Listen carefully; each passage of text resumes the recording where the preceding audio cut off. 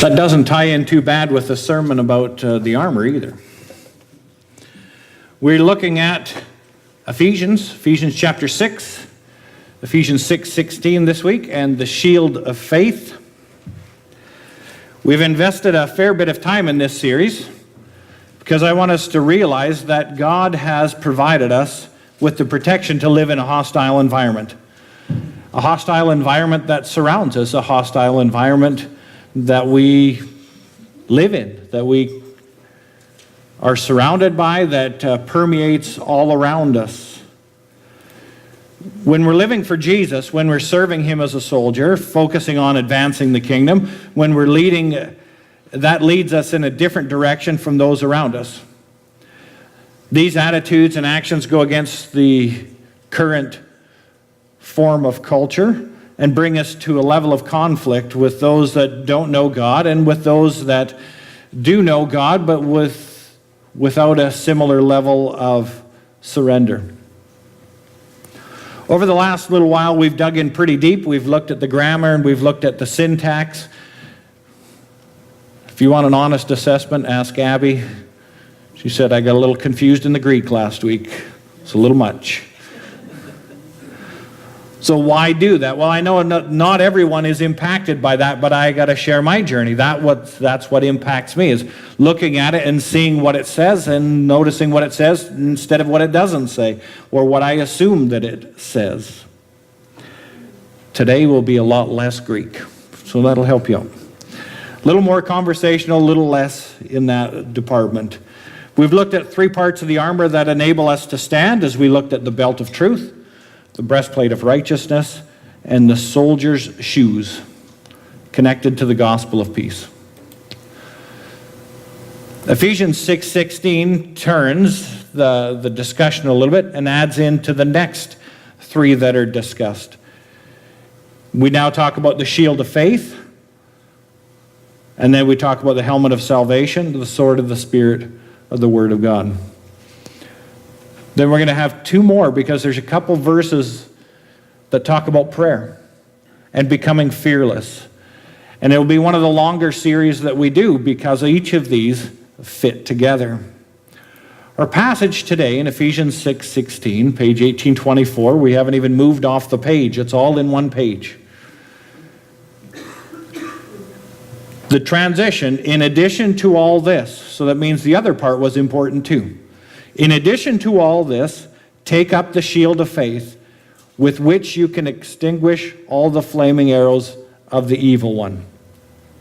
Now again, there's a lot said in those words, in that sentence, and the concepts that are behind that. God has used Paul to have us think about each aspect of the armor and remind us that Jesus provides us with our protection when Satan and those that join Satan attack. In the verse, faith protects us in the same way that a shield protects a soldier. The Roman soldier was protected from arrows, even flaming arrows, because he had been given a shield. But just because he was given a shield, he would need to use it. If you don't bring your shield, you're not protected. The shield is a full-length shield that is used in conjunction with the other soldiers to protect everyone, no matter where the attack is coming from. A little different than a gladiator shield or a small shield that you would wear on your arm. These were very long shields, and they were to be used in conjunction. That is, when you look up Roman shield, this is what you tend to find. If you see the furled edge on the bottom of these a little bit, these are leather shields, leather over wood, and they're painted with usually the legion number, what troop you're in, but they're also bowed. They have a curve to them, so they deflect. And you use them in conjunction with everybody else to do formations like this. So as you go, as you are being attacked, you can see, you can move, but it doesn't matter what direction the attack is coming from. The entire troop is protected. They would learn to move as one. They would look really silly doing that without the shield, wouldn't they? Everybody huddle and go. Practice. But that was the formations. The shield was foundational, was a huge improvement to what everybody else had. But it's a bit cumbersome, isn't it? You commit to carrying that, it's a big commitment. It's going to impact everything else. The shield protects the soldier and the troop during the attack, and we know that Satan likes to do the distance attack, doesn't he? There's a difference. You use the shield when something's coming from a distance, not the hand-to-hand combat. He likes it when people hurl a hurtful comment in person or in cyberspace, doesn't matter. He likes it when we shoot a damning look, judgmental view of people, or we just toss some gossip in anonymity, like a grenade. He likes to invade our thoughts and plague our sleep with guilt or regret.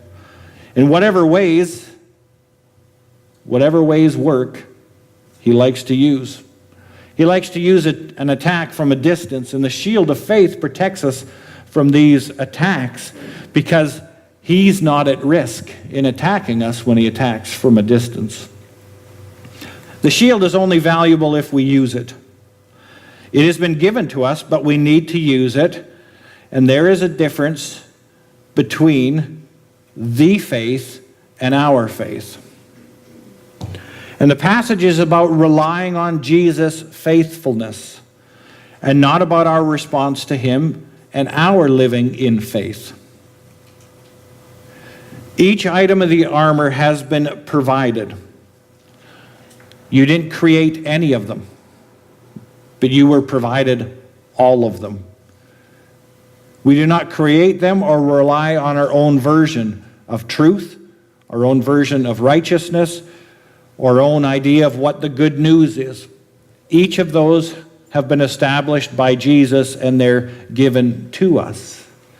Well, the shield of faith is the same way. It's not your faith or your faithfulness, but it is his faith, the faith that we rely on. Which is why, again, I had to change the whole direction of the sermon. I have quite a few sermons about how we need to respond in faith, but this is different. This is, you have been given his faithfulness. God wants us to have faith, but what is it? What is faith? How do you define it? What are the words that come up?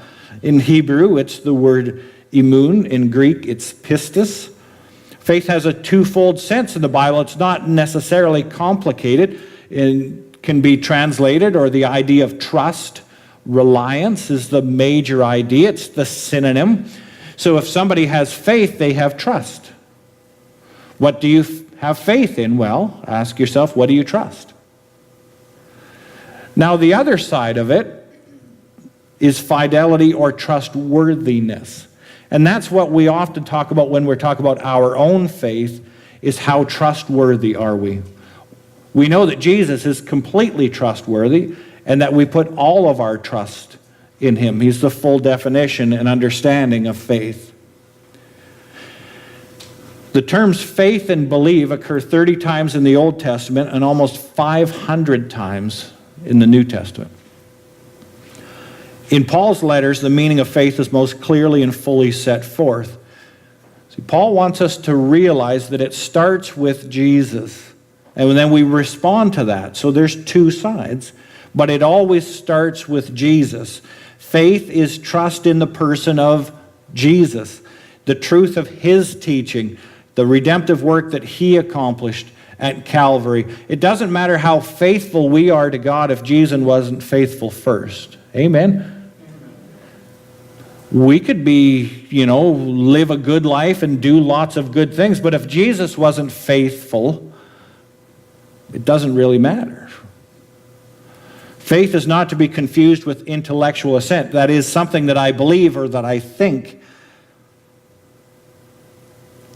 But that's obviously necessary too. We're talking about the faith, a faith that we share with anyone that has faith in Jesus. The faith that we trust in is the faith that Jesus was faithful, that he has done everything, bold, underlined, everything to restore the relationship with the Father that our sin has separated. The shield of faith is trust in Jesus and his acts of faithfulness, including being a sinless sacrifice and exchanging his pure holiness for our sinfulness. This is about appreciating what Jesus has done. I like the image of having a shield that can defend us from flaming arrows. Not just regular arrows, but even flaming arrows. As if a shield like we looked at wasn't going to be heavy enough, what they would do if they knew an enemy had flaming arrows is they would soak the leather. Is that going to add some weight? But if you do that, it'll defend you from flaming arrows. Now that's a bigger commitment to a soldier. Do I soak or do I not soak? Do I save the 40 pounds or do I take the extra weight? But if you don't, you're not necessarily going to be protected. I like the reminder that we can have that much trust in Jesus. Because it's not just in Jesus, we trust everything that he has done. Consider the synonym trust and think of this in three ways. Are there things that we trust that prove to be untrustworthy? We need to realize that some people are more trusting than others. Is that true? And we need to individually consider when you trust, what you trust when you feel that you're under attack. There's one thing to have a trust when there's no issue or problem, but when you feel threatened, then what do you go to? How do you show trust when life gets difficult? So not everything is trustworthy. People and products don't always live up to their claims, and we see that over and over, and then we become skeptical. People that ask us to trust them may have an agenda, and we have our trust taken advantage of, so we end up a little more cautious next time. And sometimes it's not just the product, but the people that are trying to use it that don't know what they're doing. Oh, are you okay, Mom? And they may end up in trouble. So any of you with balance issues might be taking a look at that and say, this is the stupidest thing ever invented. Or you may do your own damage. My mom's laughing. It happened. My board just caught on fire. My board just caught on fire. It caught on fire real good. There it goes. That's $600 catching on fire, by the way. It looked like it was trustworthy. But you got to realize what it's going to take to drive something like that, and it's going to be a learning curve. That reminds us that not everything is trustworthy. I tried to find, like ladders failing, people that try to jump with a stick, when you trust something and then it breaks. That's more America's Funniest Videos. There's hundreds of them out there, but just the reminder that sometimes we trust something that isn't going to really help us. We do so in our faith, too. We reach out, we try to trust in people rather than God. It's close, but it's not the same thing. And that some people are more trusting than others, our next video clip. There seems to be a risk-taking gene. Alan is the low end. I think everybody else is a step above that. He has no desire to take a risk about anything, and it's ridiculous to do what people will do, to think about that. How trusting are you, and what does it usually take to move you from thought to action? Do you analyze intellectually? Do you consider all the reasons why this is probably a good step of faith, something that you can do? Do you process it emotionally and consider how am I going to feel when I take this risk, when I strap myself into a roller coaster, or I do something stupid like rappelling or something else? Do you gather input from others? Am I going to be okay? And what do they always say? Yes, but look for the grin or the giggle, because that'll tell you whether they really think you're going to be okay or they're just going to film you doing it.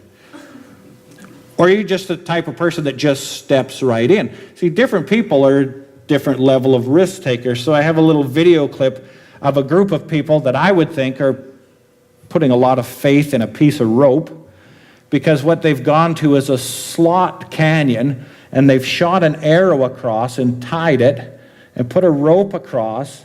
But that wasn't enough. They put a rope in the middle, and they're doing this on purpose. Yes. So what happens when you stop swinging? Nobody answers that question. You don't see the fun look on their, that's all that the rope is tied to that. And they're jumping like this. Anybody got that wrist gene? You want to join these people? Abby would do it. And they film themselves. But what they're trusting is one rope in half.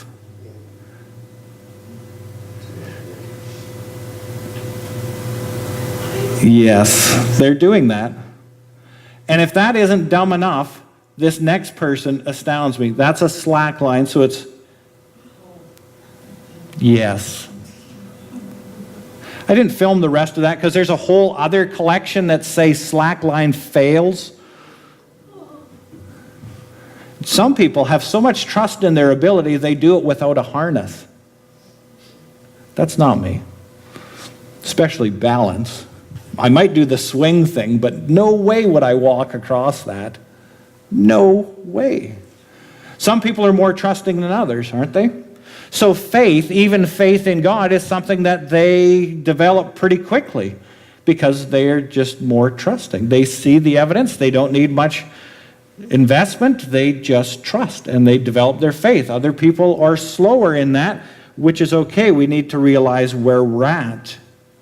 Our application, though, comes in the third question. What do you trust when you feel that you're under attack? Under threat, perceived or real, we have patterns of coping. Looking through your life, you can usually see what your pattern tends to be. In a general sense, when you feel threatened, do you fight back? Do you try to escape? Do you feel so numb that you can't really do anything? Under attack, do you tend to be a fight, flee, or freeze person during stress and conflict? Because whatever pattern you pick, whatever pattern your personality, your upbringing, the rest of it tends to be, you will tend to use that same pattern no matter what the threat. Whether it's a physical threat or an emotional threat or a spiritual threat, you would use the same basic approach. How does it translate when your faith is under attack? Do you tend to be argumentative? Somebody questions what you believe, you just argue back. You fight. Do you say, I don't want to talk about it? You flee, or do you just hope they stop asking questions? Because I don't know, and I don't know what answer, and you freeze. So as I was thinking it through, I'm thinking of the major areas of life. When an unbeliever faces financial struggles, what do? If the threat comes that way, what do? If you don't have faith in Jesus, if you're not carrying the shield of faith, and those around you aren't, when there's financial struggles, what do people do? But what do you do? How does faithfulness of Jesus help you make better choices?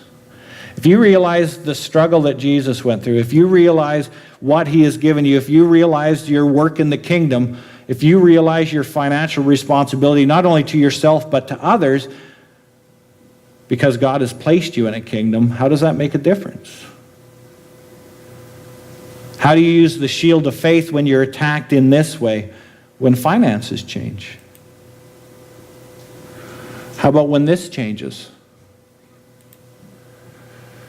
When an unbeliever faces health struggles, what do? When you don't have faith, what do you do when your health changes?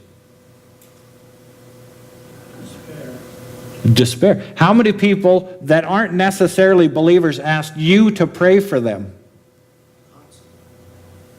when their health changes? Because they don't have that. That's not an option for them. At least that's what they think. But what do you do when you face health struggles? When the attack is being lobbed at you that way, when life changes, because it does for all of us. How does the faithfulness of Jesus help you make better choices? How do you rely on God and say, but Jesus has made the difference? See, we can do that financially. We can do that with our health. What's another area of life where we may feel threatened, where we may take on attack? Happy. What about family? Unbelievers face when family struggles. When life isn't just all perfect. When there's tension. When life changes that way. What does an unbeliever do with family struggles? What do they trust? What resources do they connect to? What do you do? How does the faithfulness of Jesus help you make better choices when things just aren't the way at home that you want them to be? And it doesn't matter whether you're in our situation with our kids at home or the kids are long gone. But family is family, and struggles exist. What about work? Work and social struggles. Do we ever feel threatened that way? What do you do when the work environment is not the way that it should be? What do you do? What do people do that don't have faith? How is your faith and your faithfulness and reliance on Jesus' faithfulness different? How does Jesus help you make different choices when you're struggling socially? Because passages come to mind, don't they? Do unto others as you would have them do unto you? Or is it before they do it to you? Like, what's our foundation for social connection? But even those that would call themselves unbelievers come to a time when they have spiritual struggles, when they face the big issues of morality and mortality. How do I expect other people to live? What happens when other people believe things that are different than I do? And then what happens when I consider what happens next? See, people do come to these questions. There is a crisis of faith that everybody goes through. Those are still spiritual struggles. The question, does God even exist? What's the purpose of life? The bigger questions, people may not call themselves believers, but they still struggle with it. What do you do when your faith becomes dry? What do you do when it's hard to pray? What do you do when it's hard to reach out? What do you do when the steps into the church seem a lot longer than they used to? What do you do when you're relying on your faithfulness and forgetting about Jesus' faithfulness? How does the faithfulness of Jesus help you make better choices? It's being in the Word. It's realizing the connection to Jesus, not just as a name on a page, but who He is. The reality of faith, I think, makes the difference. See, everybody struggles. Everybody's facing something, but the shield of faith that we carry isn't our faithfulness. It's Jesus' faithfulness. And it's attractive to the world around us to say, you handle life differently. And when we handle life differently by avoiding talking about our problems, it doesn't necessarily help people see how Jesus is helpful. It's when we share that I've been there, or I am there, or I've struggled with that to a different level, but here's the hope that I have. I have faith in Jesus. And that makes the difference. See, today's sermon hasn't been about the Greek, has it? Hasn't been about that exegesis, but it's about if the shield of faith protects us, which faith do we rely on? Our faithfulness or His faithfulness? And do we remember to pick it up? Because carrying your faith every day, constantly, is an effort. But once you do it, you get so used to it, it's like the rest of the armor. It doesn't seem a burden, you see it as a blessing. Our shield of faith is Jesus. It is Jesus. Just like I am the way, the truth, and the life, Jesus is our righteousness. Jesus is the good news that we share. Jesus is the shield that protects us. Guess who is the helmet? Jesus. See, we can't develop our own version of these things. What we've been given is Jesus, and He's the protection for all of it. We believe Him as the truth, so we stand firm and we help others stand firm. Our hearts are protected because of the righteousness, so we stand firm and we help others stand firm. Because of the peace that we have with God through Jesus, we stand firm and we help others stand firm. All of these are a second person plural. That's the only throw in I'm going to give you. Because we trust wholeheartedly that Jesus was faithful, we're able to take whatever shots the accuser stands at us. His faithfulness shields us completely if we use it during an attack when Satan wants to deceive us into not seeing the attack or trying to handle it in our own way. We realize that our faithfulness could not handle the attacks that Satan would toss out at us.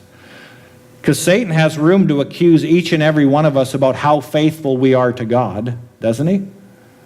You know, you could do more, you could pray more, you could. Satan could get in there and destroy the shield of our faithfulness easy, but he can never destroy the faithfulness of Jesus. And so that's the shield that we use, not a cheap imitation that we've created. Don't rely on your faithfulness, but be faithful. Realize the tactics of Satan. Resist the devil, and what's the promise? He will flee from you. Praise God that Jesus protects us from Satan's attacks so that we can stand. These are all defensive so far, right? They are a way to protect from an attack that's coming. We're going to end up with one that helps us attack back. But next week, the next part of the armor that we look at, as it's laid out in this passage, is the value of having a helmet of salvation. And that protects the noggin. That protects our thoughts. It protects our mind. It protects our focus. It is our essential aspect, knowing where we're at with God. Are we saved or are we lost? And if Jesus has provided us with salvation, Satan has nowhere to attack in that as well.